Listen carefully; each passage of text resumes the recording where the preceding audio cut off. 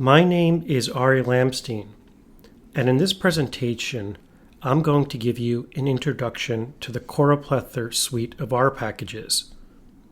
This presentation will tell you everything you need in order to get started with all of the main features of Choroplethr. It will also point you to resources where you can learn more about specialized aspects of Choroplethr. Each of the maps you see here is called a choropleth map.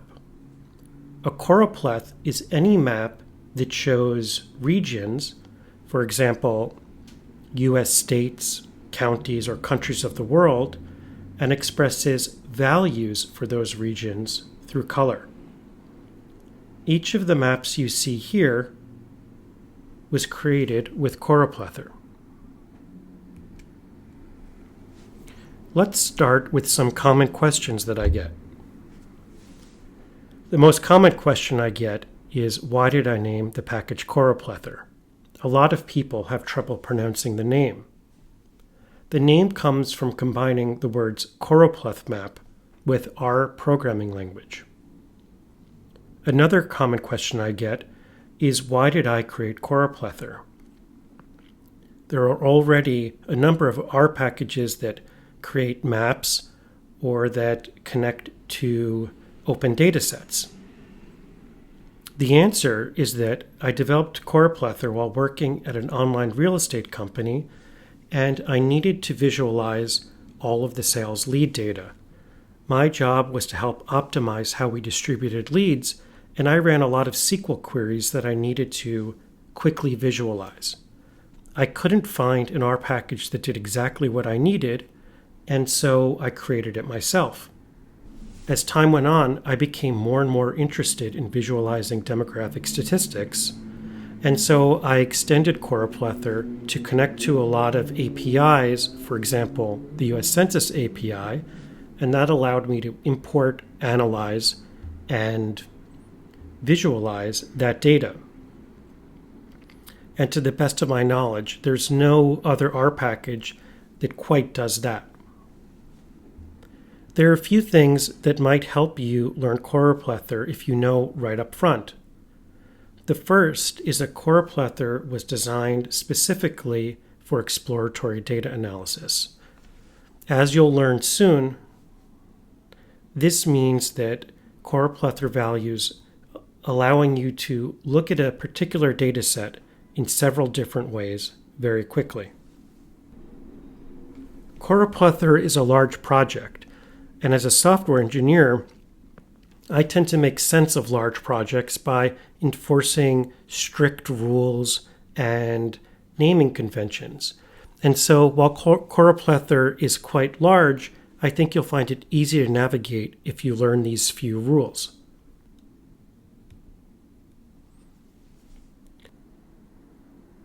Sometimes people want to know a bit more about me.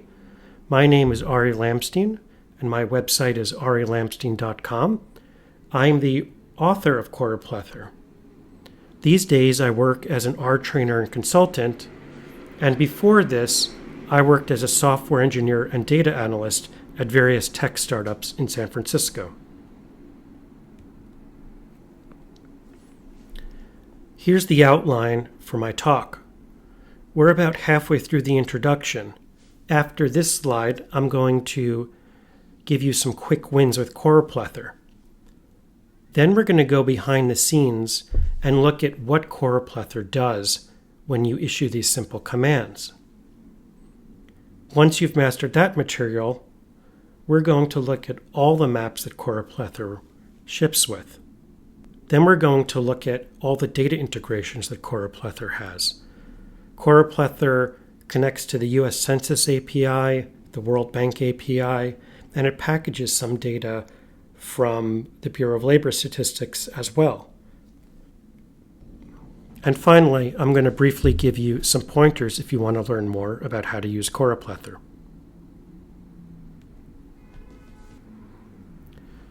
This is the map that most people start with when they learn Choroplethr.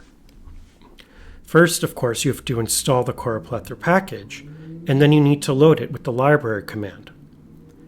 Choroplethr comes with a lot of example data.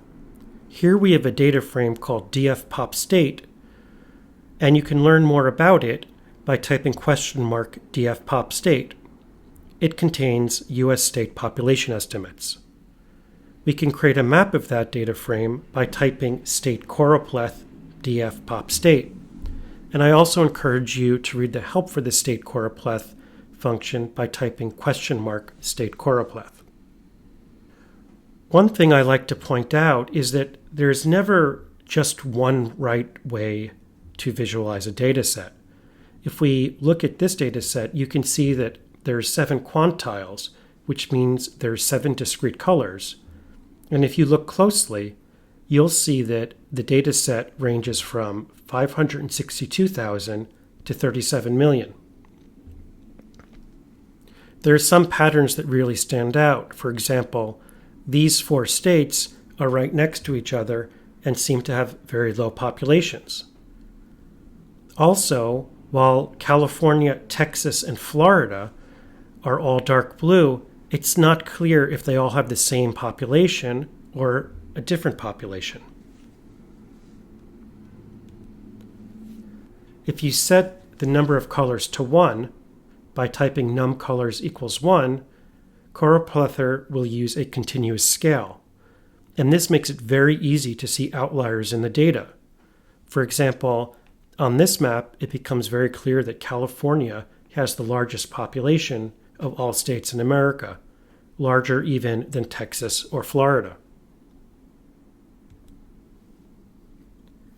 Finally, Choroplethr lets us zoom in to specific states. We do this by setting the parameter zoom equal to a vector of states that we want to zoom in on. And here we have a map that's zoomed in on California, Oregon, and Washington. Finally, Choroplethr lets us superimpose a choropleth map over a map from Google Maps. We do this by setting the reference map equal to true. And here, for example, we can see where large cities are located. For example, San Francisco is in the northern part of California, while Los Angeles is in the southern part.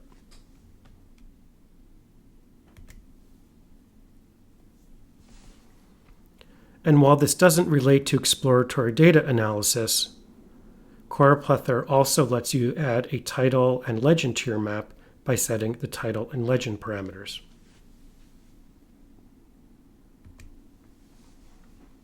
Here's a brief summary of what we've learned so far. Choroplethr lets you create a map of US states by simply calling the function state choropleth. It also gives you a number of options to help you explore the data. You can change the scale with the numColors parameter, you can zoom with the zoom parameter, and you can add a reference map with the reference map parameter. Although I should mention that Google Maps recently made a change to their API, and in order to use the reference map parameter, you now need to get a free API key from Google Maps.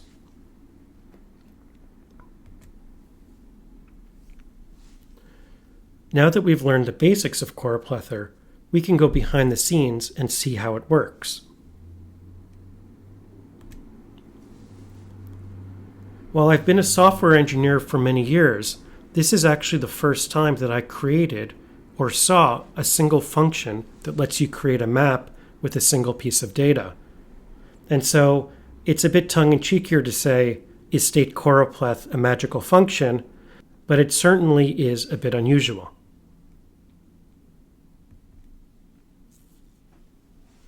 The best way to learn what Choroplethr is doing is to look at the dataset dfpopstate. And you can see here that it's a data frame that has 2 columns. One column is named region, and the other column is named value. And this is a rule that we'll run into over and over again with Choroplethr.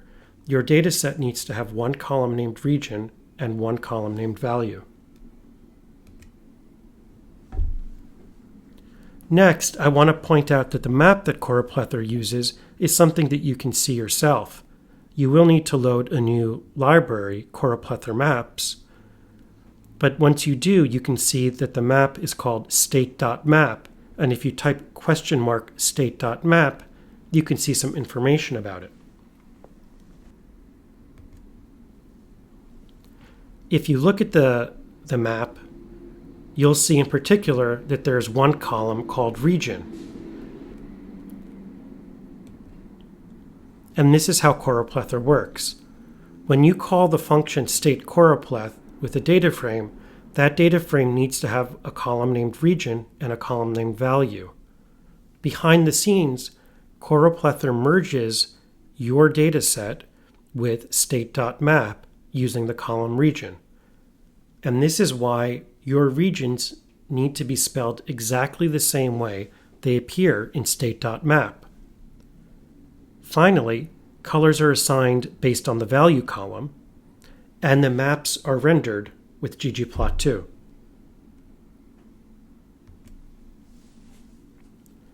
If you read the help file for state choropleth, you'll see a description of data frame df. This is the user-supplied data. The description is a data frame with a column named region and a column named value. Elements in the region column must exactly match how regions are named in the region column in state.map. I like to say that Choroplethr is strict but not mean. It's strict because the names do have to match exactly.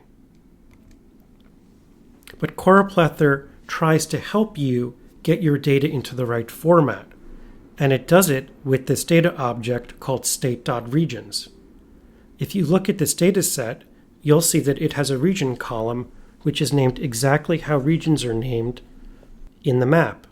But it also has other columns for other common naming conventions for states. The ABB column is the postal abbreviation for each state. And then there are FIPS codes that are in both numeric and character form. If you're not familiar with FIPS codes, I recommend that you Google the term and read the Wikipedia article on it.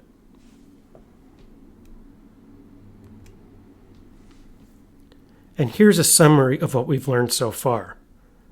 Choroplethr works principally based on geography, and the only geography that we've seen so far is states.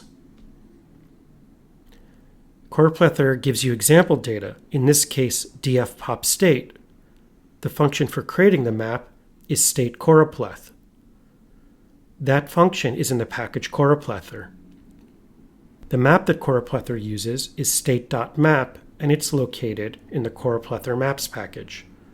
Finally, the metadata for the regions is called state.regions.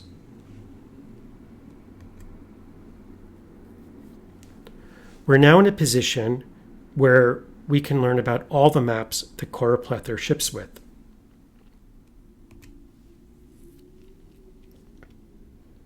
This is the full table that lists all of the maps. One way to approach this talk would simply be to go through each element of this grid. But if we do that, there won't be enough time to cover the data integrations, which I think is very important. So what I'll do now is point out that there are basically two types of maps, US maps and international maps. And I'm going to talk about one US map, the county map, and one international map, the country's map. And I'll go through each element of the grid for those two geographies, and then I'll just briefly talk about the other maps. All of the US maps in Choroplethr come from the US Census Bureau. We're going to be principally talking about state and county maps. And what I want to point out is that there's a strong relationship between states and counties, which is each county is part of one and only one state. Zip code tabulation areas, by contrast, actually cross both state and county lines. That never happens with counties. Here's the grid for county geography. The example data is df_pop_county. The function for creating the choropleth is county choropleth, The map it uses is county.map, and the region metadata is county.regions. To learn more about how this works, just look at the example data dfpop county. Of course, it has a region and a value column. The regions, though, might surprise you. There are no two U.S. states that have the same name, so we can use state names when making state choropleths. But there are 31 counties in America that are named Washington, so names are not a unique identifier for counties. Instead, we use FIPS codes, and I won't be talking in detail about them, but I'll say one thing. For county FIPS codes, the first 1 or 2 digits refers to the state. The remaining 3 digits refer to the county within the state.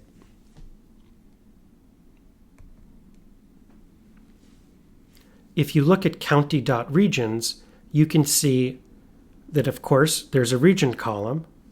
Then the FIPS code appears as a character, which basically means there's a leading 0. And then we see the county name, state name, and the FIPS code for the state, as well as the abbreviation for the state. So again, the data that you map will probably not be in the numeric FIPS code, but you can always use the county.regions dataset in order to help coerce your data into the format that Choroplethr requires. If you look at the county map, you'll see that there's also a region column, and this is what your data will wind up being joined to in order to make the final map.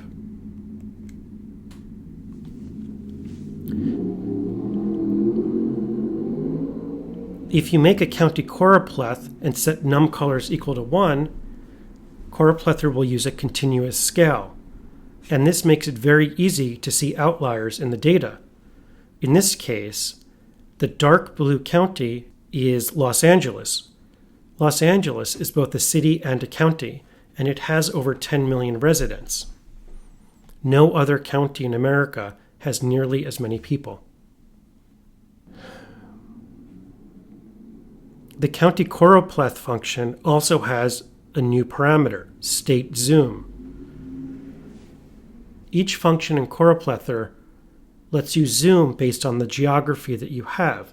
For example, the county choropleth function lets you zoom by giving it a vector of counties. But you can also zoom based on state, and Choroplethr will simply show all the counties within the state or states that you give it. Here we're using 2 colors, which shows us which counties are above and below the median.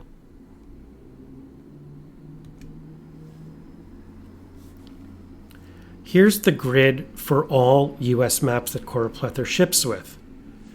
One thing I want to point out is that the zip code map is very large and so can't be stored on CRAN. So it's in a separate package, Choroplethr zip, which is available on GitHub. I'll also point out that zip codes are a very complex map. Zip codes are maintained by the US Postal Service, and they do not release a map. This means that there is no official zip code map. And so when I refer to zip code maps, I'm actually using zip code tabulation areas, which are the Census Bureau's version of zip codes. Also, census tract maps are very complicated. The Census Bureau does not release a single national map of census tracts. All census tract maps are by state, and that's why there's no example data for them.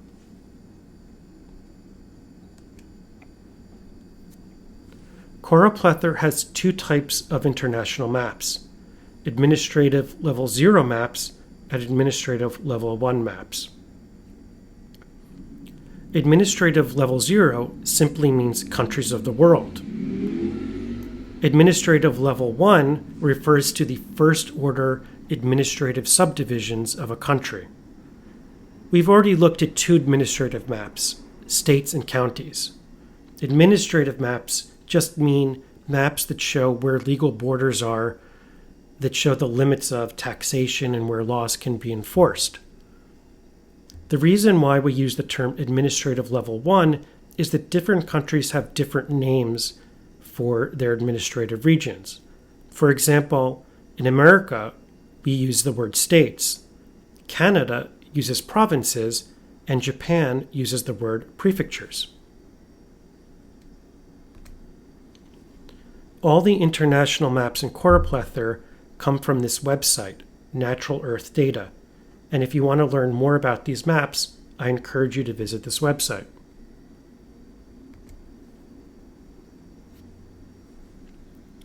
Here's the grid for the country maps. The example data is called dfpop country. The function to make the map is country choropleth. The map is named country.map, and the map is located in Choroplethr maps. And the region metadata is called country.regions.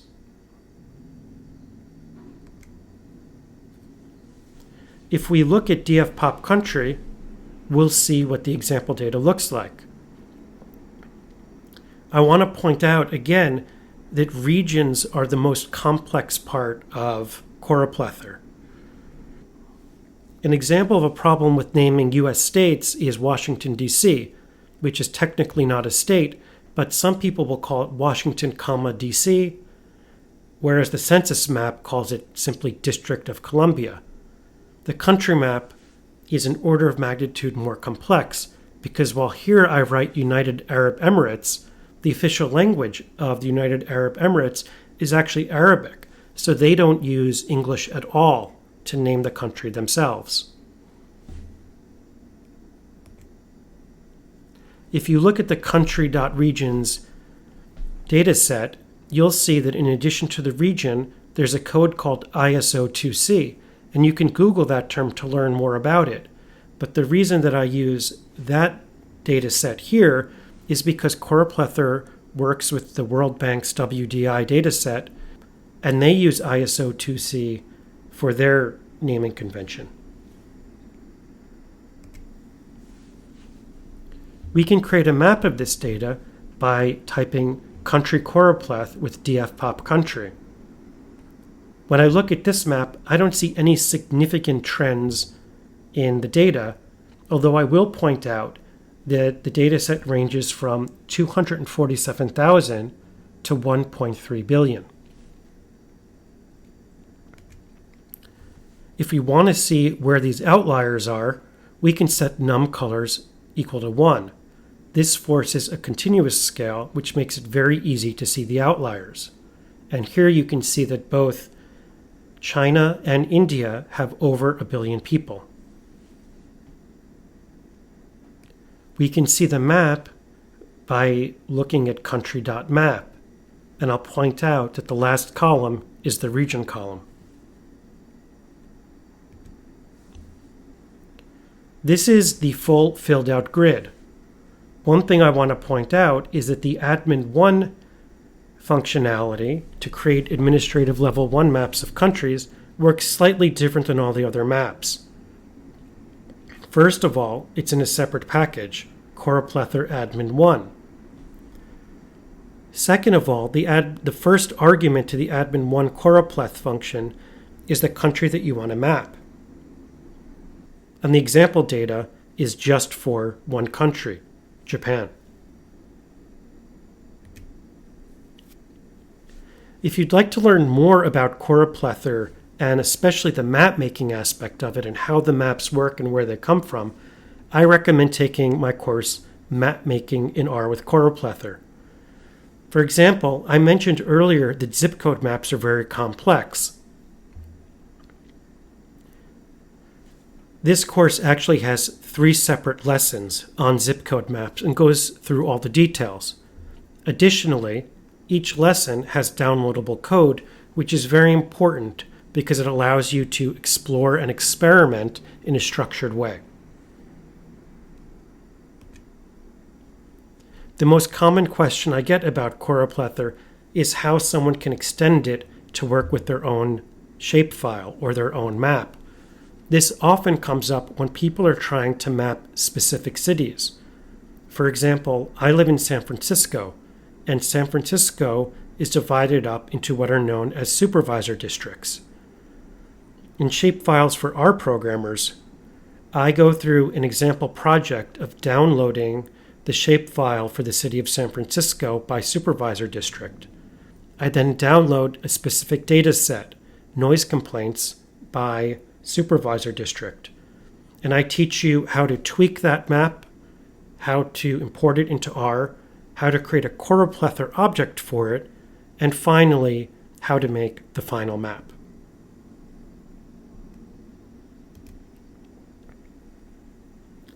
Now that we know all about the maps in Choroplethr, we can look at the data integrations that Choroplethr supports.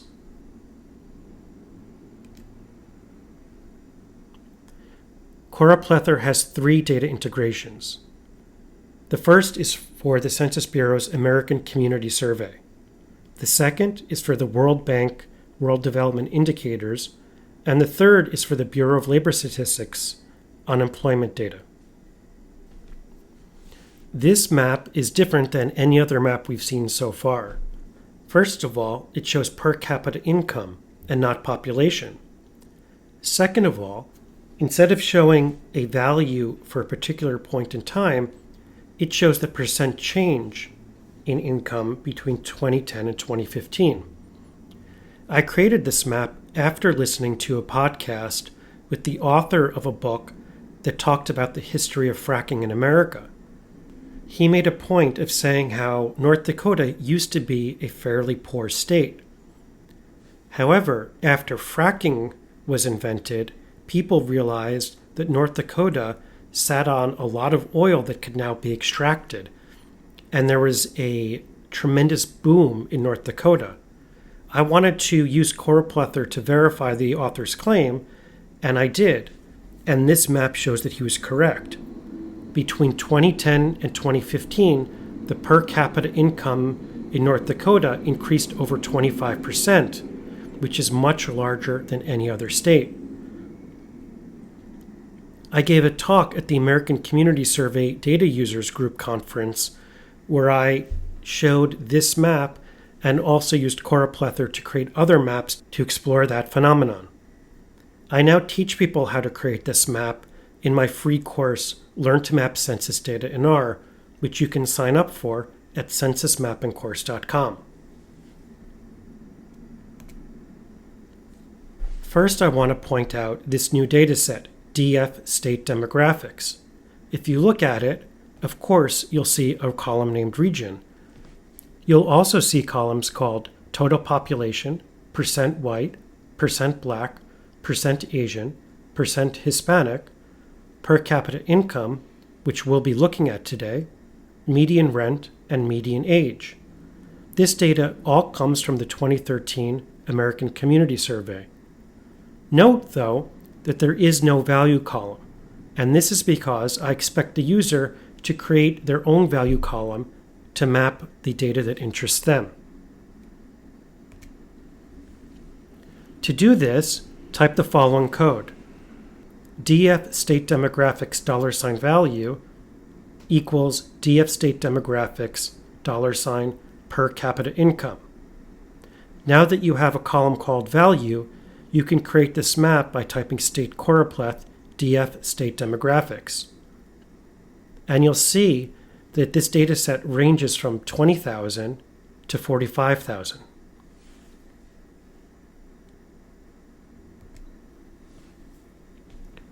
Choroplethr also has a function called getStateDemographics.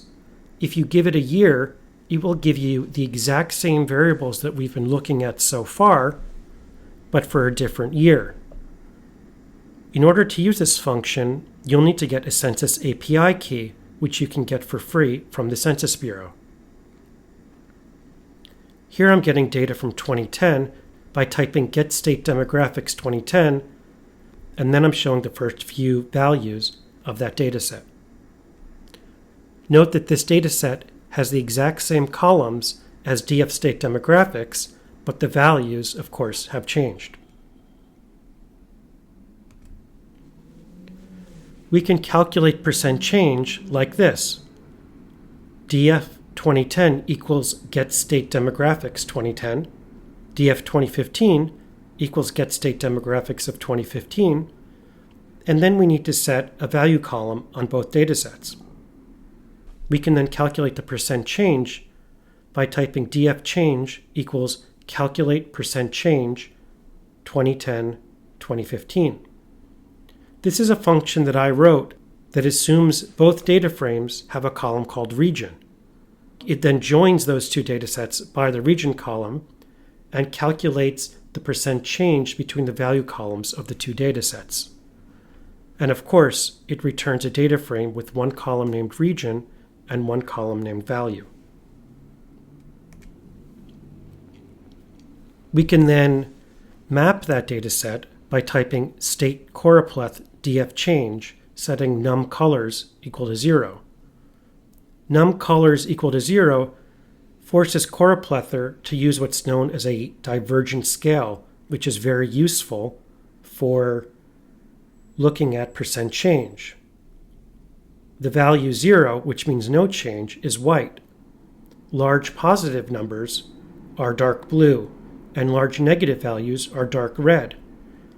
Here it looks like there are no large negative values, although Nevada did have a small decrease in per capita income.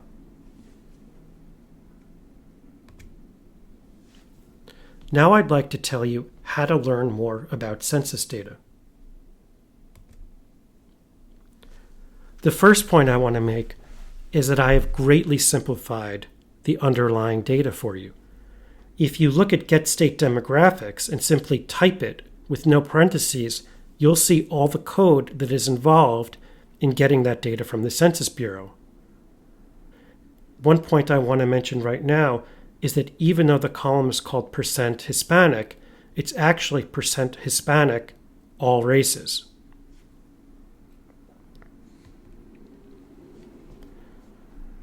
The way that the U.S. Census Bureau analyzes race and ethnicity is actually quite complicated. There's a rule, I believe, that any time the federal government asks someone for their race or ethnicity, they have to offer a minimum number of options. Here we can see within one race they ask if you are white, black or African American, American Indian or Alaskan Native, Asian, Hawaiian Native or Pacific Islander, or some other race. And then there are options if you are two or more races. Even more complicated is that the Census Bureau does not consider Hispanic as a race. They consider it to be an ethnicity. This means that you can be Hispanic and any one of the options that I've already listed. And this simply means that there's a great deal of complexity in the census data for race and ethnicity. And when I say percent Hispanic, it's actually percent Hispanic or Latino for all races. You can learn more about how the Census Bureau treats race and ethnicity at this Wikipedia page. If you'd like to learn more details about working with the American Community Survey in R and with Choroplethr, I recommend taking this free course that I created for the Census Bureau. You can find the course simply by typing this title into Google, Mapping Census Bureau Data in R with Choroplethr. In Module 4, which I call Data Details, I go into much more detail about the American Community Survey.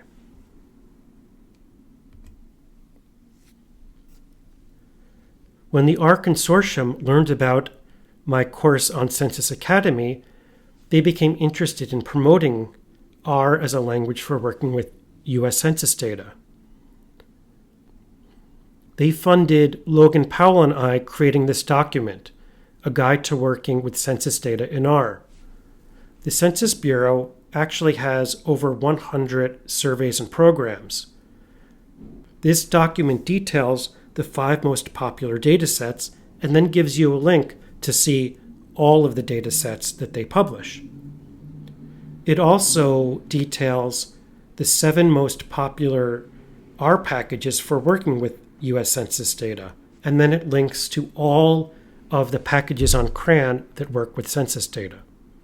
If you're interested in learning more about using R to analyze census data, I highly recommend you read this document. Here's a grid that details how Choroplethr helps you work with US Census data. For each geography, there is population data, which you've already discussed. Each geography also has a similar object that details more demographic data. We've already seen DF state demographics, but there's also DF county demographics and DF zip demographics. You can get the same data for other years by typing get state demographics, get county demographics, get zip demographics, and get tract demographics. And finally, although I don't have time to talk about it here, if you want to get a specific table's data, you can use the function getACSData, and that will get you data for any geography that you're interested in. Now that we've talked about how Choroplethr can help you get ACS data, let's talk about how Choroplethr works with World Bank data. The World Bank publishes a data set called World Development Indicators, or WDI, and they describe it this way. The World Development Indicators is the primary World Bank collection of development indicators compiled from officially recognized international sources. It presents the most current and accurate global development data available and includes national, regional, and global estimates. Luckily, there's already an R package for working with this dataset. It's written by Vincent Arel-Bunduk, who is a political science professor at the University of Montreal. If you'd like to learn more about this package, I highly recommend visiting the package's GitHub page.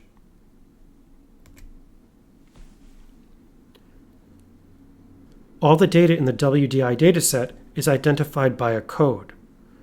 And I don't expect you to know the code of any data set off the top of your head, but if you visit the WDI webpage, they do provide a search functionality which can make it easy to get codes. Also, the R package WDI provides a search functionality for you to get codes based on keywords as well. Here I'm looking at the life expectancy dataset, and there's a new function, Choroplethr WDI. It requires you to give it a code and a year, and then it creates a map for you. And here you can see the life expectancy at birth code at 2017 ranges from 52 years to 84 years. And there are interesting patterns in the dataset. For example, it appears that Central Africa is a cluster that contains a lot of countries that have a low life expectancy. Also, Western Europe appears to be a cluster of countries that have a high life expectancy. If we set the number of colors equal to 2, we can see what countries are above and below the median value. And here we can see that almost all of the countries in North America have above the median life expectancy. Similarly, almost all the countries in Africa have below the median life expectancy. And we also see that almost all of the countries in Central Asia, from India to Russia, have below the median life expectancy.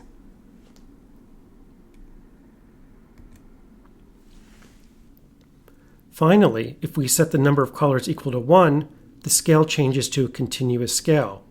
This makes it very easy to see outliers in the data. And it appears that 2 countries in Central Africa are outliers in terms of having a low life expectancy. Previously, we've only seen outliers on the positive end. For example, Los Angeles County is an outlier in America for having a large population, and India and China were outliers in terms of having a large population. but here it appears that there are countries that are an outlier in having a very low life expectancy. Finally, Choroplethr makes it easy to analyze and visualize data from the Bureau of Labor Statistics. Here's a map that shows the unemployment rate in U.S. counties for 1990. And you can see that the data set has a very large range, from 0.4% to 40.80%. There are also some visual patterns to the data.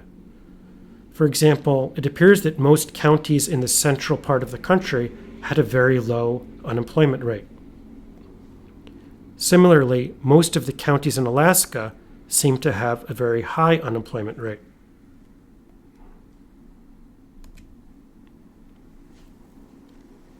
Choroplethr gets this data from the Bureau of Labor Statistics. Originally, I'd wanted to use their API, but it had query limits that made it difficult to use. So I scraped the data and packaged it. The state data comes from 2000 to 2013, and the county data comes from 1990 to 2013. This data is in a separate package, our unemployment data.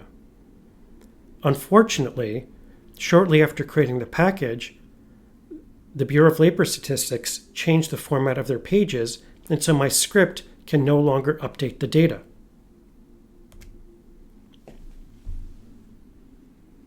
The main data set that contains county unemployment data is DF County Unemployment. The first column is the region column. Then there's the county name, state name, and the year of data.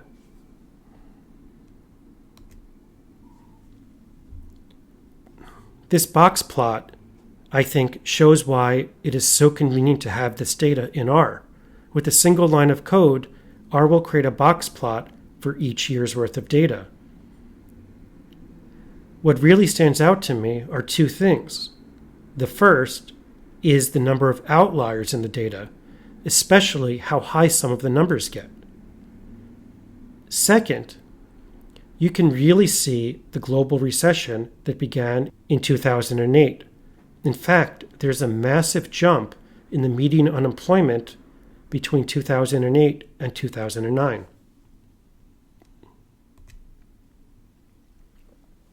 We can create the map that we saw at the beginning of this section as follows. The function is county unemployment choropleth. It requires a year, 1990, and I set the number of colors to 9. 9 is actually the largest number of discrete colors that Choroplethr supports. Similarly, there's a function state unemployment choropleth that will create state-level choropleths of unemployment data.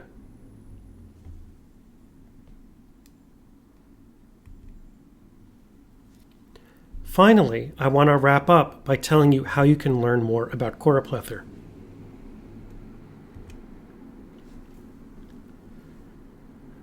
The main website for the project is choropleth.com.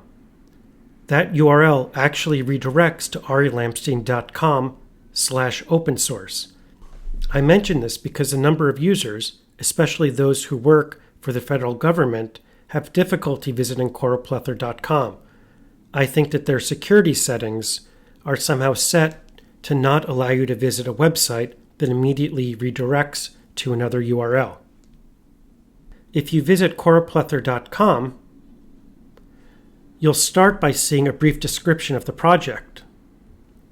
Also, there's a sign-up form for my course, Learn to Map Census Data in R.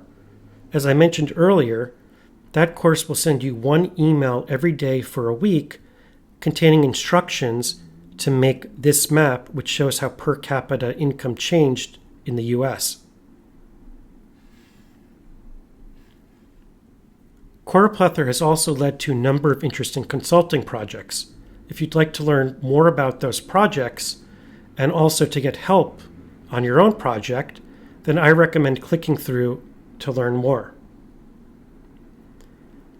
I also provide instructions on how to get your questions answered. I recommend asking all technical questions on the website Stack Overflow. I especially recommend tagging your question with the word choroplethr. And if you click here, you'll see examples of past questions. I also run a Facebook group called R Maps and Open Data, which is a community for a broader discussion about this topic. If you have any questions or simply want to leave a comment, I recommend joining and asking there.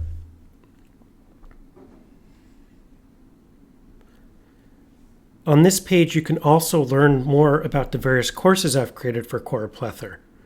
As I mentioned earlier, Map Making in R with Choroplethr is intended as the definitive guide to the project, and it provides a lot of detail about how Choroplethr works and all of the maps that I have. Shapefiles for R programmers is very useful if you want to extend Choroplethr to work with your own map. If you purchase the R Mapping bundle, you'll get both courses at a discount. And finally, even though Choroplethr is conceptually one body of work, it's actually 5 different R packages. If you click through to the documentation, you'll get installation instructions for each package, as well as each function and data object in each package. This concludes the talk, and now I'd like to just reiterate the main points. In the introduction, you learned the basics of using Choroplethr and how it supports exploratory data analysis. Then we went behind the scenes, and I showed you what happens when you type the function state choropleth. Once you learned that, I explained how that pattern applies to all the maps that Choroplethr ships with. Finally, I showed you the 3 data integrations that Choroplethr supports. And those are for the Census Bureau, the World Bank, and the Bureau of Labor Statistics. And finally, I taught you about choropleth.com, which is the best resource for learning more about Choroplethr. Thank you.